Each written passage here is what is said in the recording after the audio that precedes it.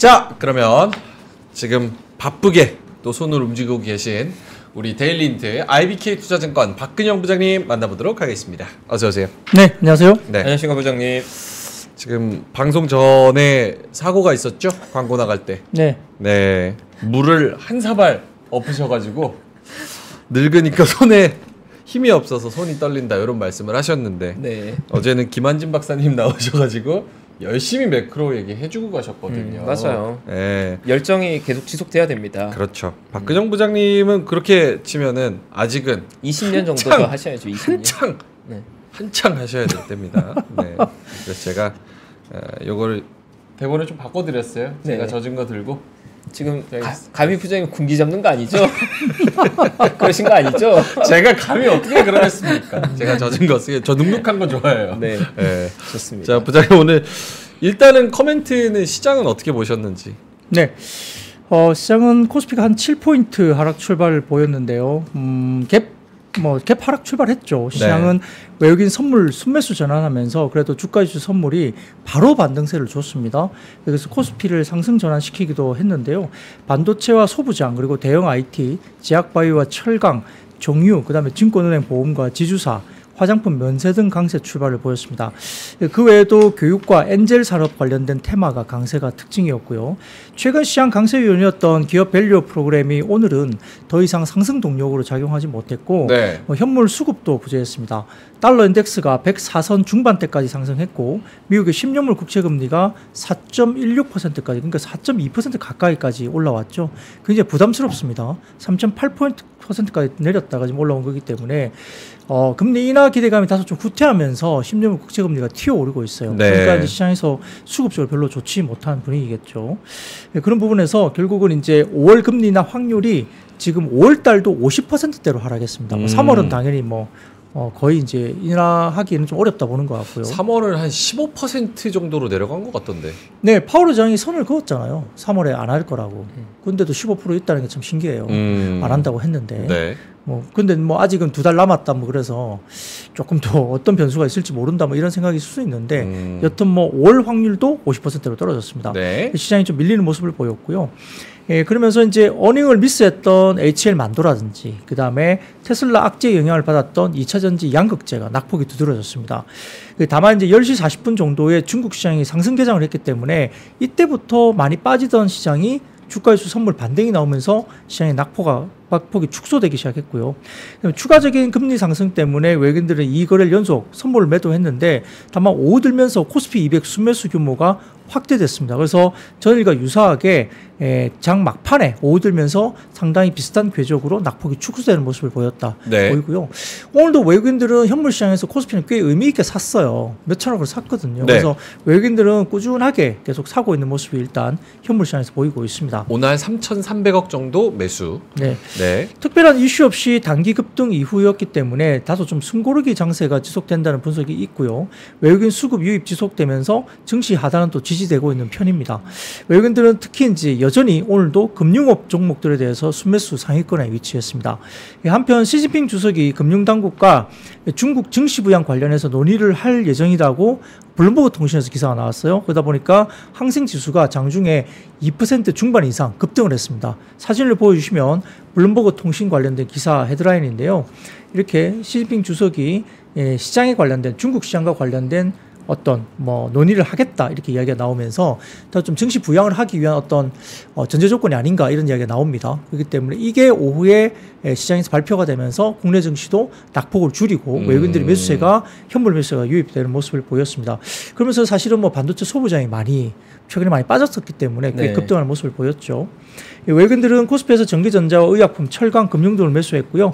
코스닥에서는 화학업종 매수가 들어왔고 기관은 코스피에서 전기전자, 운수장비, 화학, 서비스 쪽을 매도를 했고요. 코스닥에서는 일부 2차전지와 반도체 매수를 했습니다.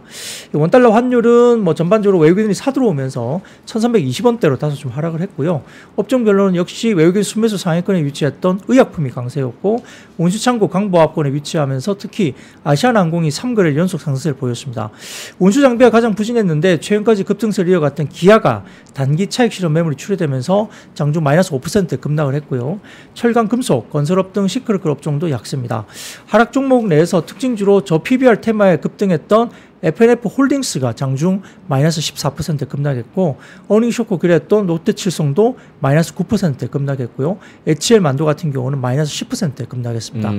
이 코스닥은 외국인 기관 매월 출회 속에 800선은 그래도 이제 유지를 하고 있는데 업종별로는 외국인 자금이 유입되고 있는 화학, 반도체 이쪽이 강세였고 일반 전기전자와 소프트웨어는 약세였습니다. 역시 보면 어닝 쇼크가 나오거나 아니면 오늘 같은 경우는 저 PBR 관련 급등했던 종목들 가운데 차익 실현이 좀 강하게 나오면서 다소 조금은 오늘 힘든 장이었다 이렇게 볼 수 있습니다. 저 PBR 밸류업 프로그램 요 단기적인 모멘텀은 좀 끝났다고 봐야 됩니까? 아니면 어때요? 일단 정책을 직접 수혜주로 언급됐던 기업들에 대한 수급 몰림 현상은 단기간에 과했기 때문에 어느 정도 한풀 지나간 것 같고요. 다만 이제 우리가 고민해 봐야 되는 건 실제로 국내 기업들이 저평가된 이유들이 뭐 여러 가지 이유들, 거버넌스나 배당에 여러 가지 문제가 있지만 어쨌든 글로벌 스탠다드에 미신했던 건 사실이거든요. 근데 거기에 대한 변화의 움직임이 시작됐던 건 저는 의미가 있다고 보기 때문에 롱텀 리학에 의미 있다고 저는 보고 있어요. 그러니까 이걸 테마성으로 해서 여기에 발맞춰서 지금 수급이 들어가는 걸 따라 살 거냐에 대해서 저는 그건 각자가 판단해야 될 문제지만 정책의 방향성 의미 있느냐는 저는 의미 있다고 보고 있고 당연히 이 정책 이전에 비해서는 아마도 구체화되고 나면 자본들을 활용해서 뭔가 기존 주주에게 베네핏이 가는 형태로 움직일 여력이 많이 있겠죠. 그러면 바꿔 말하면 그동안 자본 축적이 많이 돼 있는 회사들 중에 실적도 잘 나오는 것들은 이유 없는 저평가는 해소될 수 있다라고 저는 보는 거죠. 네, 알겠습니다. 뭐 그 답안이 될 만한 기업들이 실제로 주목을 받는 것 같고 그쵸? 그 교점에 있는 종목들이. 네. 부장님은 어떠세요? 단기 모멘텀은 좀 마무리가 되는 수준인지 아니면 아직 좀 남은 건지? 1차 레벨은 어느 정도 왔다고 봅니다. 왜냐하면 이제 기아 같은 경우도 PBR 이제 고점까지 어제 왔다고 말씀 한번 드렸죠. 네네. 최근에 뭐 2014년, 15년도 좋았던 시점에 PBR까지 왔었고요. 현대차는 좀 남았었죠. 룸이 남았었기 때문에 좀 덜 빠지거나 어제는 또 올랐고 오늘도 장중에 현대차는 괜찮았거든요.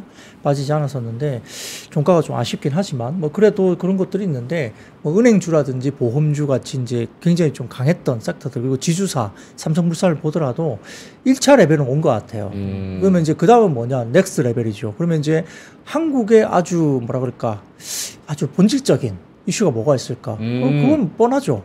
지배구조 개편. 지배구조 개편. 예. 그래서 이제 그런 것들도 이번에 만약에 밸류 프로그램을 조금 건드려 준다면 좀 구체화된 뭔가 나온다면 진짜 한번 해볼 만한 시장이 되는데 정말 얼마만큼 구체화되는 이야기 나올 것인지. 왜냐하면 지금 보면 자사주 강제 소각이나 뭐 이런 것들에 대해서 사실 조금 빠질 수 있다 이야기가 나오면서 약간 뭔가 부족하다 말들이 많았는데 네.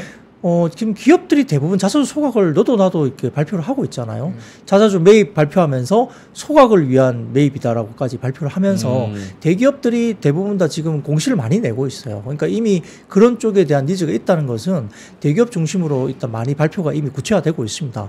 그러니까 기업들이 일단 이거에 대해서 반응을 하고 있는 거거든요. 그러다 보니까 지금 패시브 자금이나 펀드들은 대형주를 사는 거예요, 일단. 그래서 이제 지금은 중소형주를 팔고 대형주를 산다. 근데 그게 왜냐면 외국인 수급이 본격적으로 들어오면 시장 전체를 올리겠지만은 아직까지는 뭐 물론 2월 2일 날 최대치로 샀지만 그럼에도 불구하고 아직까지 완전히 들어온 건 아니잖아요. 그러다 보니까 결국은 정해진 파이 내에서 이제 자금이 얼로케이션, 그러니까 할당이 되는 거잖아요. 네. 그러니까 이제 좀 높은 PBR이나 뭐 이런 것들 팔고, 그러니까 코스닥이 굉장히 안 좋았죠. 그러니까 어이없이 빠지는 코스닥이 되게 많았어요.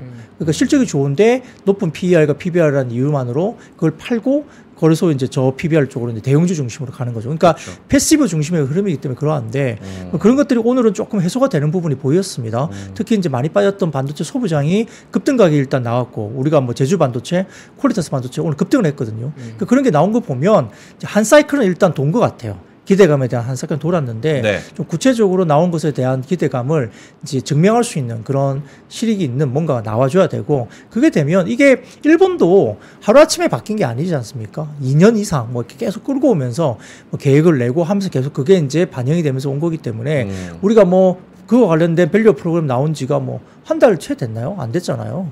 지금 이것 가지고 뭐 끝났다 아니다 논하기 좀 그렇지만 네. 아무튼 1차적인 기대감의 사이클은 한번 좀 온 것 같고 넥스트 레벨은 아무래도 좀 더 구체화되는 모습, 그리고 지배구조 관련된 개편과 관련된 한국 특유의 어떤 약점을 좀 보완할 수 있는 뭔가 나올 것인가, 이런 것들이 좀 필요할 것 같습니다. 장기적인 기대감은 있지만 단기적인 요 기대감에 대한 모멘텀은 어느 정도 좀 마무리가 되는 것 같다라고 하기에 너무 급격하게 기아 막 하루에 13% 쏴버리고 이러니까 오오 이러다가 그냥 지나가 버린 게 지금 딱 며칠인데 와 개인이 뭐 따라갈 수 없을 만큼 빠르게 갑자기 이렇게 모멘텀에 힘을 좀 받았습니다.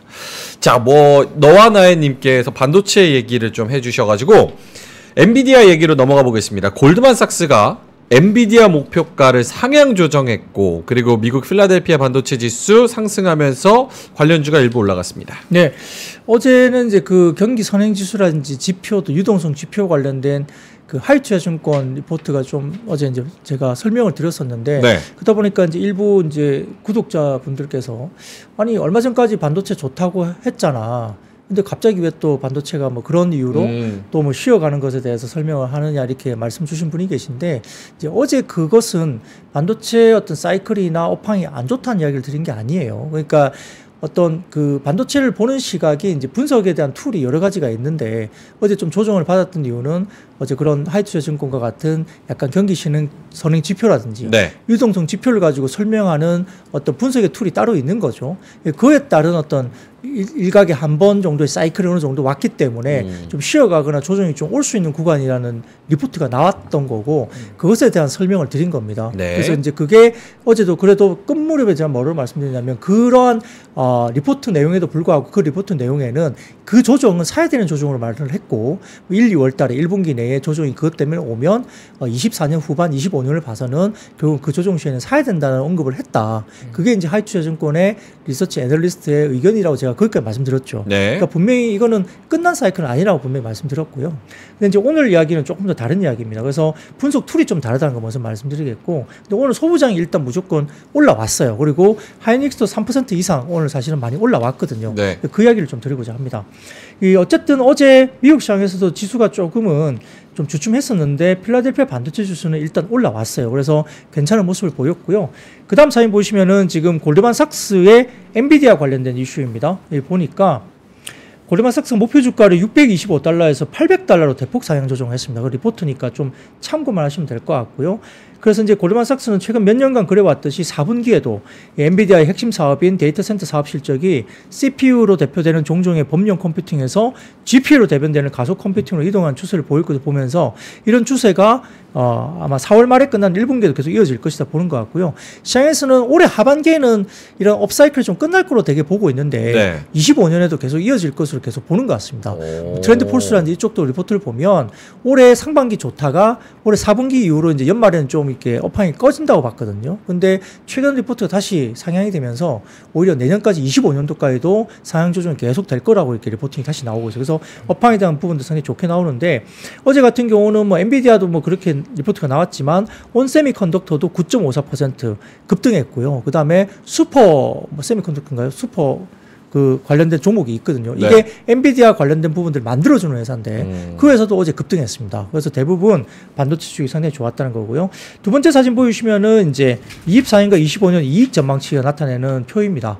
띄워주시면 이게 자세히 보시면은 24년에 전망치와 25년 이익 전망치를 기존보다 22% 정도 상향 조정했습니다. 오른쪽에 보시면 체인지 있죠. 퍼센테이지 체인지. 이게 보시면 22% 정도 상향 조정했어요. 밑에 쪽이죠? EPS? 네, 오른쪽 제일 보시면 네. 24년, 25년 보시면 22.3, 22.3 이렇게 올라갔죠. 22.3. 네, 이렇게 올라갔습니다. 그래서 EPS 상향 조정됐고요. 그 다음 사진 보시면 비슷한 사진입니다만 이건 시장 컨센 대비입니다. 이 시장 컨센 대비인데 보시면은 24년은 19%, 25년은 컨센 대비 29% 높은 수치를 나타냈습니다. 아니 그러면 시장 컨센 대비 얘네들은 20%를 더 본다는 얘기예요? 이익을? 네. 와 엄청 센 거 아니에요? 네, 엔비디아를 엄청나게 좋게 보는 거죠.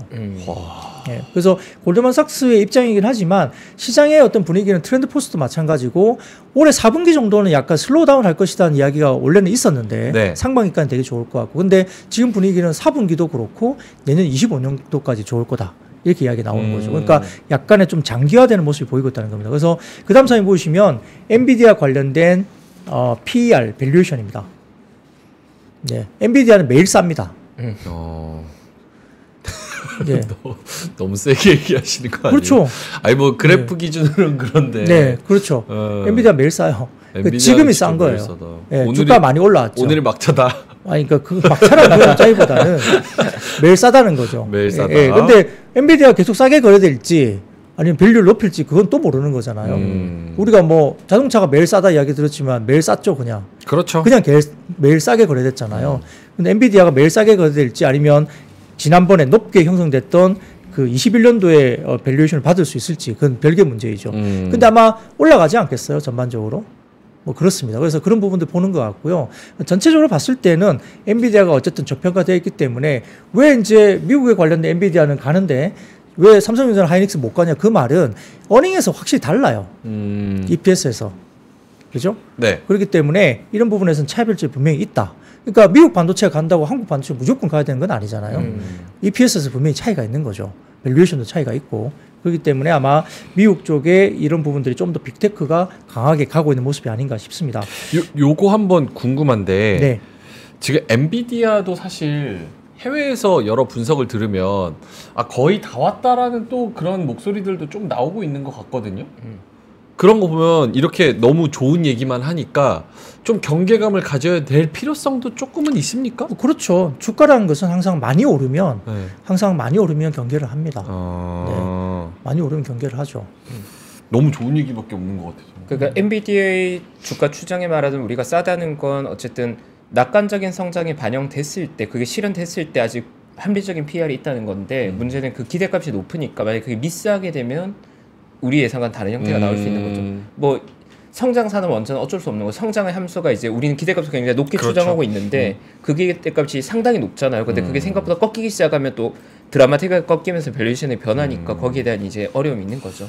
네. 알겠습니다. 낙관적인 반영이 현실화 된다면 싸겠지만 그게 현실화 안 되는 경우가 언제나 있을 수 있는 거죠. 기대감으로 또 올라가는 그렇죠. 거죠. 네. 알겠습니다. 그래서 네. 좀 더 이어가면 네. 그 다음 사진 보시면 미래에셋증권의 자료입니다. 이 보시면은 그래도 한국의 반도체 수출액이 어떻게 흘러가고 있느냐를 보여주는 표인데요. 미래에셋증권의 자료를 좀 띄워주시면 아무튼 2월에 반도체 업종에 대해서 디램 업황 개선이나 설비 투자 주목해야 된다 밝히면서 이 반도체 수출 추이를 보십시오. 이 보시면은 오렌지 색깔이 세미컨덕터 엑스포트 그러니까 수출 지표이고요. 증감률이 플러스로 돌아섰습니다. 그죠? 빨간색이 증감률이거든요. 확실히 개선이 되고 있는 게 보이죠. 그러니까 이런 것들 가지고 지금 하이닉스나 삼성전자가 최근에 올라왔다 보시면 되는 거죠. 보시면 될 것 같고요. 근데 미래에셋증권은 뭐라고 그러냐면 설비 투자에 주목을 해야 된다 봤습니다. 설비 투자. 예, 그러면 이제 우리가 설비 투자라고 하면 장비라든지 소재를 봐야 되는 건 맞는 거고 이 메모리 가격 같은 경우는 재고 조정이 2분기 중에 지속될 수는 있겠지만은 재고 조정의 끝이 보이게 되면 결국 3분기로 예정된 가격 상승폭 확대 시장이 2분기로 앞당겨질 가능성이 높다. 그러니까 이것도 좀 굉장히 긍정적으로 봤습니다. 그러다 보니까 공급 전략의 경우에는 비록 전사적인 투자 기조가 보수적으로 유지될 수밖에 없는 상황이지만 디램 전환 보완 투자가 적극적으로 진행될 것이다 이렇게 이야기했어요. 그러니까 이제 이렇게 보완 투자가 적극 진행되면 설비 투자 관련된 부분들이 눈에 띌 수밖에 없죠. 그런 이야기를 했습니다. 그래서 오늘 뭐 하이닉스도 좋았지만 뭐 케이스텍이나 레이크 머티리얼즈, ISC, 가온칩스, 자람 테크놀로지 등등 반도체주 그리고 기존에 강했던 뭐 하나 머티리얼즈라든지 그다음에 퀄리타스 반도체, 제주 반도체 이런 것들이 급등을 하는 모습을 보였죠. 네. 자 그런데 그 다음 사진 보여주세요. 이게 이제 중국어로 되어 있는 중국 현지 발표인데요. 와 대단하네. 이게 뭐냐면 그 올바리라는 플랫폼에서 올려주신 그 마이 드라이버라는 플랫폼에 나온 이제 그 현지의 자료입니다. 이게 뭐냐면 중국 쪽에서 엔비디아 RTX 4090을 대해서 60% 정도의 가격에 프리미엄을 주고 사재기 지속하고 있다. 이게 우리가 RTX 4090은 저희가 공부를 했잖아요. 제가 지난번에 이 GPU. 마감 시작 때 말씀을 드렸죠. 이게 뭐예요? 그래픽 카드예요. 그래픽 카드. 그래픽 카드. GPU.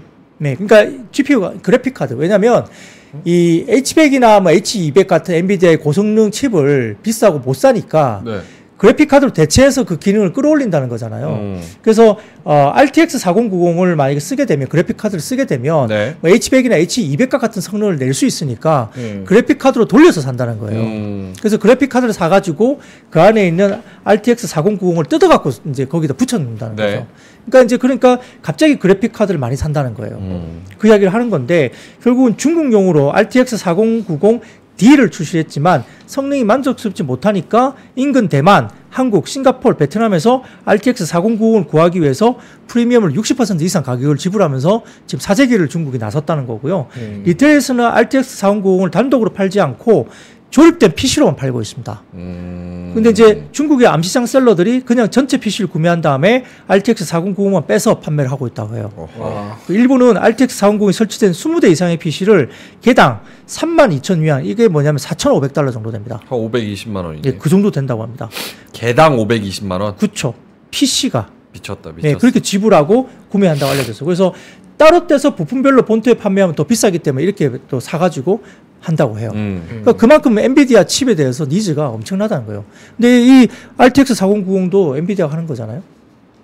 그래서 옛날에 이제 우리가 그 채굴 할 때, 이 비트코인 채굴 할 때 이런 그래픽 카드가 엄청나게 팔렸던 그렇죠. 것이 엔비디아를 또 살려냈던 거 아닙니까? 그러니까 이런 것들이 또 이루어지기 때문에 뭐 우리가 HBM뿐만 아니라 이 그래픽 카드까지도 엔비디아는 엄청난 호황을 누리고 있다, 이렇게 보는 거죠. 그래서 보통 세계 최대 전자상가인 선전 화창베이에서도 엔비디아 RTX 4090을 살려면 보통 3, 4일 정도를 기다려야 된다고 합니다. 그러니까 그게 이제 현지에서 중국 시장에서 나오고 있는 이야기를 제가 갖고 와봤습니다.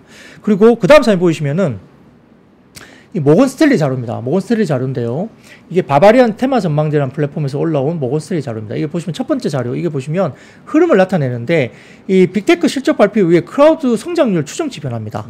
이 모건 스탠리 자료인데, 이 보시면은 서비스 제공업체인 마이크로소프트, 구글, 메타, 아마존, 애플, IBM의 4분기 실적 반영한 결과 모건 스탠리는 24년 클라우드 캐펙스 성장률을 기존 18%에서 26%로 대폭 상향 조정했습니다. 1분기에는 올해 1분기에는 클라우드 자본 지출 성장률이 전년비 44%까지 크게 성장할 것이다 봤거든요. 클라우드 쪽에 설비 투자는 계속 더 크게 이루어진다. 네, 자본 지출 성장률도 전년비 43%나 더 급증한다는 이야기입니다. 그래서 이렇게 되고, 이는 전년 동기 대비 기준으로도 2018년 4분기 이후에 가장 강한 지출 증가입니다. 그리고 23년 캐펙스가 기존 추정치보다 낮았던 것은 주로 마이크로소프트나 메타 같이 4분기 자본 지출 예상을 좀 하회했고요. 반면 구글의 자본 지출은 예상치 33% 대비 45%로 나오면서 엄청나게 아웃퍼폼을 했다는 거죠. 그 다음 사진 보시면 그게 나옵니다. 23년, 24년 넘어가면서 약 43%라고 위로 치솟은 부분 보이죠? 네네. 그게 나오니까 결국은 자본 지출 성장률이 1분기에, 올해 1분기에 43%까지 전년비 증가할 것이다. 이게 모건 스탠리 굉장히 독격적으로 봤죠. 근데 모건 스탠리만 그런 게 아니시면 똑같이 바바리안 테마 전망대에서 제가 가져온 자료인데, 골드만삭스입니다.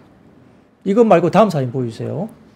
보이시면 골드만삭스 자료입니다. 이 보시면 결국은 마이크로소프트의 AI 수익과 초기 증가가 나타나고 있는데, 작년 4분기 어주어 성장에 AI가 6%포인트 기여했고, 아마 코팔럿의 채택이 늘어나고 있고요. 그 다음에 메타 플랫폼즈에서도 릴스 메싱이라고 해서 상거래에서 AI를 활용한 수익화가 증가되고 있다.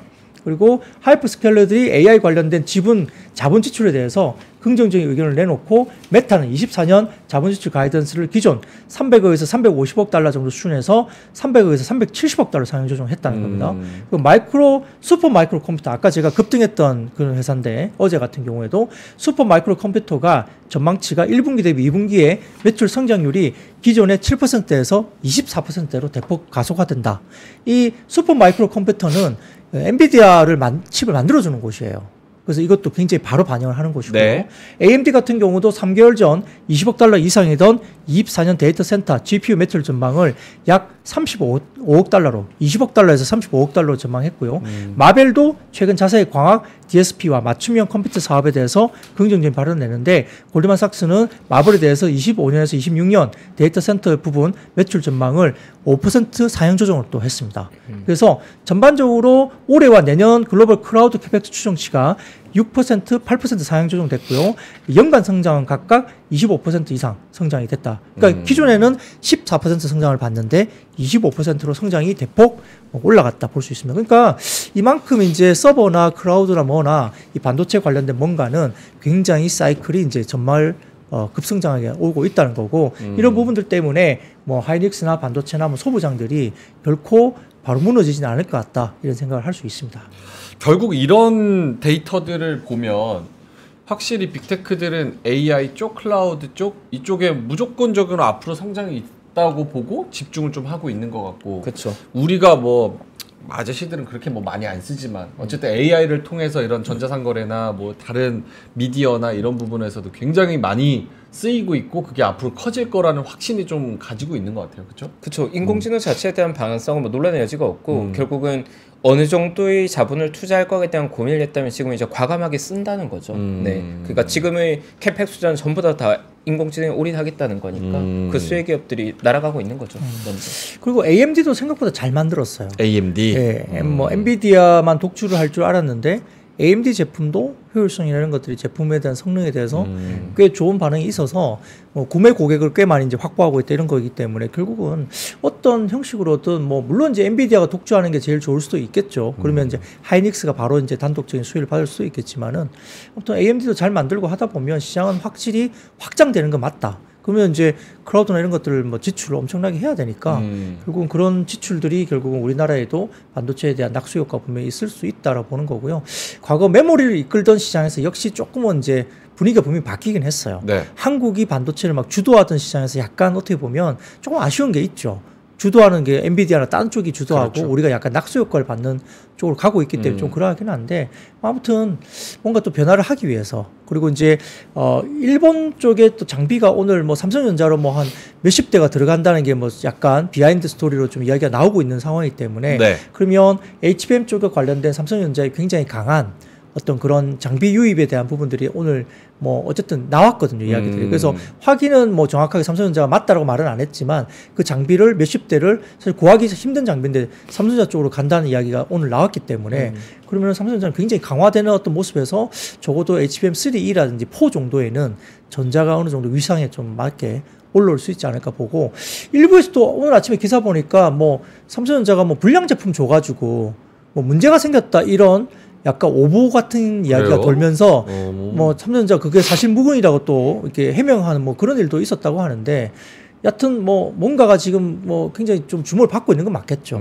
삼성전자 조금 생각보다 SK 하이닉스보다 약간 이 부분에서 좀 뒤치다 보니까 그렇죠. 자꾸 이제 이상한 말들이 나오긴 하는데요. 시장에서 이제 검증 안 된 확인 안 된 이야기들 그렇게 도는 것은 좀 맞지 않은 것 같고 전자도 아무튼 뭐 어떤 장비라든지 이런 것들 HBM 관련 장비를 일본만 갖고 있는 그 장비를 지금 굉장히 몇십 대를 들였다 이렇게 이야기 나오고 있는 상황이기 때문에 좀 기대치를 여전히 버릴 필요는 없을 것 같습니다. 2주 뒤에 또 엔비디아 실적 있으니까 거기서 또 확인할 수가 있겠죠. 자, 전기차랑 배터리 얘기 좀 해주세요. 테슬라 등 미국 전기차 주요 업체 주가 부진 영향 등의 하락입니다. 네, 뭐 지난 밤 사이에 국채 금리가 급등하다 보니까 역시 이제 미국도 일부 기술주는 조금 좋지 못했죠. 역시 차익 실현 매물이 나오면서 테슬라도 3.65, 리비안도 4.23, 루시드도 이제 2.7% 정도 이제 빠지면서 전기차 주요 업체가 많이 빠졌습니다.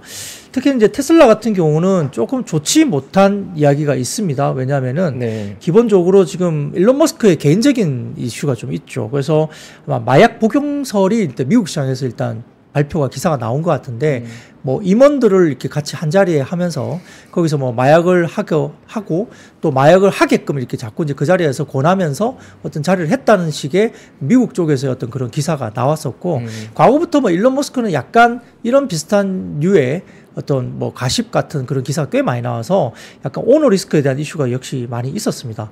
더군다나 이제 실질적으로 좀 데미지를 좀 준 것은 독일 고객사 SAP가 거래 중단 소식이 전해졌습니다. 물론 이 이야기가 나오면서 테슬라가 엄청나게 더 빠졌다가 종가 무릎에 이제 아래 꼬리를 달고 올리면서 3.4% 한 3.6% 정도 마이너스로 이제 좀 낙폭을 줄이긴 했습니다만 아무튼 좀 좋지 못한 이야기가 나왔죠. 그래서 SAP 쪽에 독일 고객사가 중단 소식을 알렸는데 독일 소프트웨어 업체로 알려진 SAP가 테슬라의 전기차를 더는 구매하지 않겠다라고 밝혔고 이 이야기가 이제 왜 그러냐 이제 물어봤더니 내용은 테슬라의 차 가격이 자주 바뀐다. 이게 시가, 테슬라가 시가라 그러잖아요. 네. 그래서 무슨 회 먹는 거냐. 화로처럼. 예. 그래서 맨날 시가가 바뀐다. 뭐 그래가지고 일단 독일 소프트웨어 업체도 약간 그것에 대해서 불만을 말했고 그래서 구매 계획 수립이 너무 어렵다. 그리고 테슬라가 차량 인도 일정을 제때 맞추지 않는 점을 문제로 꼽았다 했습니다. 그러니까 이건 글쎄요 어떤 이유인지는 잘 모르겠습니다. 그래서 이렇게 뽑았다는데 여기에 따라서 이제 투자은행 파이퍼 샌들러도 테슬라가 올해 작년보다 약 7% 증가한 193만 대를 인도할 것으로 예상했습니다. 근데 이게 증가하는 것인데 왜 부정적이냐는 것은 기존에 인도량이 훨씬 더 많을 거로 예상했어요. 근데 7% 증가 인도량은 굉장히 보수적으로 낮춘 수치예요. 그러다 보니까 파이프 샌들러가 목표 주가를 기존에 $295에서 $225로 하향 조정했습니다. 그래서 월가 애널리스트 평균적으로 테슬라 올해 인도량을 작년보다 20% 늘어날 것으로 봤고 약 220만 대로 예상을 했거든요. 근데 7% 정도 증가했으니까 새로운 전망치는 이보다 훨씬 낮아진 수준으로 줄어드는 거니까 이제 물량이 확 줄어드는 거잖아요. 그러니까 굉장히 부정적이죠. 그에 따라서 이제 약간 오늘 양극재도 좋지 못했고, 그 다음에 교보증권에서 리포트를 냈는데 LG 에너지솔루션에 대해서 1분기 영업이익이 2,077억 정도로 추정했습니다. 이거는 4분기 대비 38.6% 빠지는 수치입니다. 근데 여기에다가 만약에 아마 1분기에 AMPC를 제외하고 난다면, 세액공제 제외하고 나면 영업이익은 마이너스 63억 적자로 돌 것이다 이야기했어요. LG 에너지솔루션. 그러니까 제일 큰 회사, 셀 업체 가운데 글로벌 제일 잘한다는 회사가 적자를 돌아버리면 굉장히 좀 부진한 거죠. 그러니까 리튬 가격의 하락과 업황 둔화 때문에 상반기 내내 어려운 업황이 지속될 것이라고 교보증권에서 설명을 또 붙였기 때문에 이런 것들이 결국은 2차 전지 쪽이 여전히 주가 많이 빠진 상태에서도 더욱더 힘들어지게 만드는 그런 리포트가 나왔다 볼 수 있습니다. 네. 자, 그 다음 사진 보시면 중국의 탄산 리튬 가격인데요. 오랜만에 보시면은 1월 23일 이후로 계속 오르지 못하고 횡보하고 있습니다. 그리고 고점 대비로도 빠져서 이미 톤당 97,500위안입니다. 10만 위안이 안 돼요. 그리고 반등이 아예 안 나오고 있거든요. 그래서 이게 다 빠진 거라 보고 바닥론을 이야기할 수 있을지, 아니면 이게 더 얼마나 더 중간에 오르지 못하고 더 빠질지 모르겠으나 아무튼 지금은 횡보를 하고 있지만 톤당 10만 위안이 채 안 된다는 거고요. 그래서 굉장히 좀 어려운 부분이 나타나고, 어떻든 그 리튬 가격은 한 3개월 정도 레깅이 되기 때문에 뭐 결국은 이게 남아있는 재고 평가 손실도 또 나오겠죠. 그리고 이게 못 올라가니까 지금 이렇게 못 올라가면 어떻게 되죠? 한 3개월 뒤에도 역시나 가격이 낮겠죠. 그러니까 매출이라든지 이런 것들이 물량 증가가 안 된다고 하면 매출은 상당히 좀 떨어지는 구간이 계속적으로 유지가 될 가능성이 높다는 거죠. 그러니까 양극재가 됐든 뭐가 됐든 주가를 끌어올리기 상당히 부담스럽고, 조금 오른 듯 하다가도 또 위에서 차익 실현 나오면서 또 솔직히 더 오른 구간보다는 빠진 구간이 더 많아지는 그런 상황이 계속 연출되고 있다고 볼 수 있습니다. 2차 전지 쪽이 참 힘든 구간이 너무 길어지네요. 사실 LG 에너지솔루션이 1분기 적자라는 건 사실 좀 충격적이긴 하죠. 충격적이죠. 네. 많이 충격적이죠. 네. 사실 기둥 같은 그런 종목이고 하이닉스랑 뭐 2위를 가지고 또 다투기도 했었고. 맞습니다. 그러니까 이게 전기차가 결국은 많이 팔려서 캐즘을 넘어서 또 선순환 구조로 인프라 투자도 많이 하면서 또 많이 팔리고 이게 돼야 되는 건데 지금 네. 그 하나 넘을 그 포인트가 없다는 거잖아요. 맞아요. 그렇기도 하고, 지금은 저 PBR 테마가 워낙 지배를 하다 보니까 고퍼주를 팔고 이제 어쨌든 뭐 고PBR, 고퍼 이런 쪽을 팔고 넘어가는 거라서 2차 전지 쪽은 여전히 좀 불리한 위치에 있어요. 시장의 스타일이 그렇게 가고 있으니까. 그래서 그런 부분들은 좀 아쉬운 부분이 분명히 있습니다. 네. 근데 뭐 엔비디아도 한번 쭉 빠졌다가 또 그걸로 또 떡상하고 했으니까 맞아요. 여기도 뭔가 하나가 딱 뭐 나올 수도 있겠죠, 트리거가.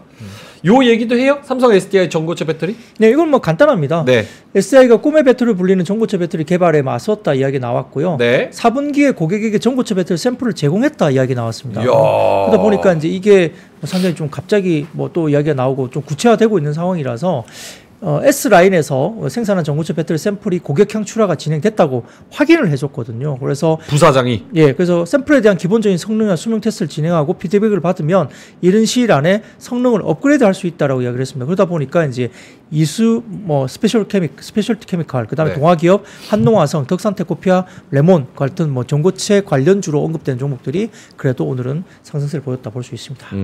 전고체 배터리. 사실 전고체 배터리 뭐 꿈의 배터리 뭐 이런 얘기 하지만 지금 배터리 가격은 사실 낮춰야 되는 게 트렌드잖아요. 근데 이게 나와서 프리미엄 라인에 적용된다 그래도 파워가 파급력이 얼마나 있을까 이런 생각은 좀 들기는 드네요. 자, 마지막으로 하나 할 수 있을 것 같은데 의대 정원 때문에 교육주 혹은 중국 소비 관련주로 화장품 어떤 거 할까요? 뭐 교육주는 다 아시겠죠. 지금 이제 의대 정원 늘린다는 것 때문에 뭐 그런 거니까 이건 논란의 여지도 있고 하기 때문에 네. 어쨌든 의대 정원 늘린 것 때문에 교육주가 올랐습니다. 뭐 네. 엔젤 산업도 마찬가지고 그거는 완전 테마성이니까 좀 차치하고요. 네. 마지막 이제 중국 소비주 오늘 뭐 화장품주라든지 오늘 이제 ODM이나 그다음 면세점주가 좀 올랐는데 이유가 있습니다. 이 중국 시장에서도 오늘 중국 소비 관련주가 반등을 나왔어요, 장중에. 그래서 하나증권에서 그 이유를 했는데 오늘 주요 중국 관련 소비주 장중 반등해 주면서 프로야라든지 그다음에 자화 이런 종목들이 그다음에 뭐 치맥스 이런 종목도 마찬가지고 급등을 했어요. 일부 종목이. 그래서 이제 중국 소비 관련주에 반등을 줬는데 시세이도도 뭐 중국 시장에서 3% 정도 올랐다고 합니다. 네.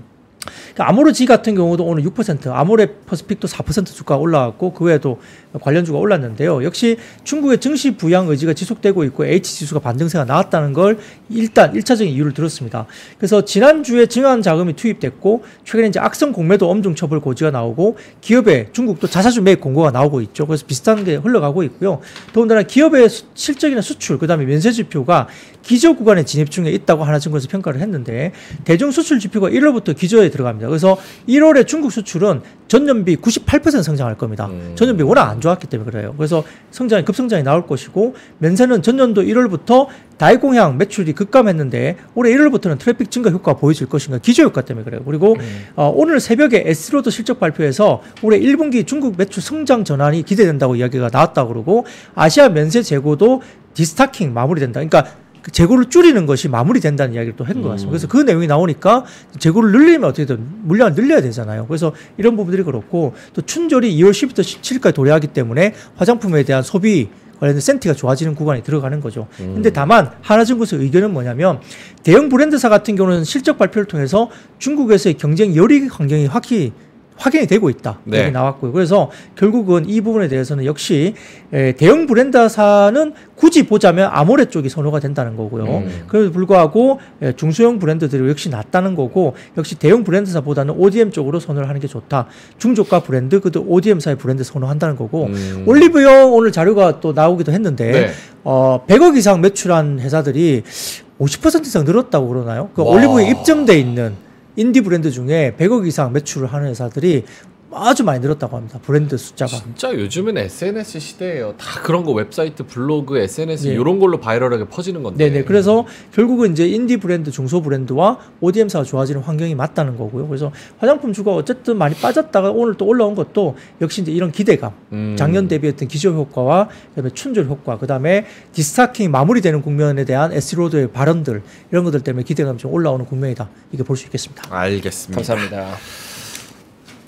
마지막으로 부장님 이제 가셔야 되니까 오늘 몇 대 몇입니까? 한국 요르단. 한 점 정도 줄 수 있는 건 어쩔 수 없어요. 3대1? 네, 저는 뭐 3대1 정도. 3대1 정도. 알겠습니다. 자, 그러면 시간이 많이 지나서 데일리 사커 우리 박근형 부장님은 여기서 보내드리도록 하겠습니다. IBK 투자증권 박근형 부장님이었습니다. 고맙습니다. 네, 고맙습니다. 감사합니다.